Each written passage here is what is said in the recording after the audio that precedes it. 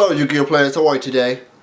Today we're going to talk about some of the cards that have been coming out and how they will affect the format. Now, usually when new cards come out, everybody does all these reviews on it and they get lots of hype. But then, when you look at the decks before the cards came out, and then you look at the decks after the cards came out, it's like, hey, nothing really changed.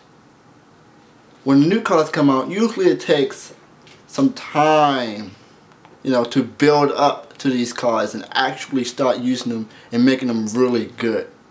Or when a new format comes out and then the decks that were viable become unviable and they start using these so-called new cards. I've noticed that a lot of cards get hyped, a lot of cards are good, but people just somehow decide not to use it.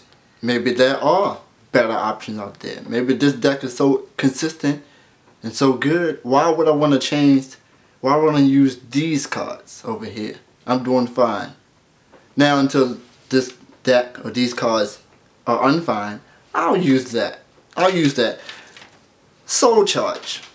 Soul Charge. You special summon as many monsters from your graveyard. You lose 1,000 life points for each. Some people saying it's a game breaking card. One side it is, on the other side it isn't. All cards have their moments, okay? But people saying I don't want to pay this 1,000 life points per monster. You can choose a special summon one. Plus, hey, you don't get to go into your battle phase.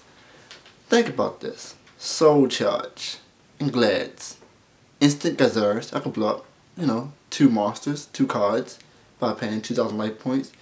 I can use it in plants and I can go Quasar. I can use it in this. Yes, you have a lot of uses. The thing is, are you going to use it at 3, 2, 1? Me personally, I will probably use it at 2. Probably. But you got to say, hey, what am I going to take out of my deck to put these in? My deck is already doing fine. Do I really need to put 2 of these in it? That's really the question here. That's really what the video is about. Is these new cards come out and you got to find a way to use it, and you got to find what card to take out to put this in, and is it really worth it? And most people, like I said earlier in the video, say, hey, my deck is already doing fine. I don't really need to use this card right now. So, most of the time when the new cards come out, people don't use it until something causes them to use it, like a ban card, or a deck get limited, or someone finds a really broken way to use it, or really shows that, hey, this card is really good. You really don't know until the moment happens, okay? Yu-Gi-Oh players like to follow other players, so when someone break the barrier with these new cards and break the ice and make something really good, then people will follow. Yes, people will test out things like that, but most of the time when people test out, I'm speaking from my experience, they're like, okay, I'm not doing really good, I give up.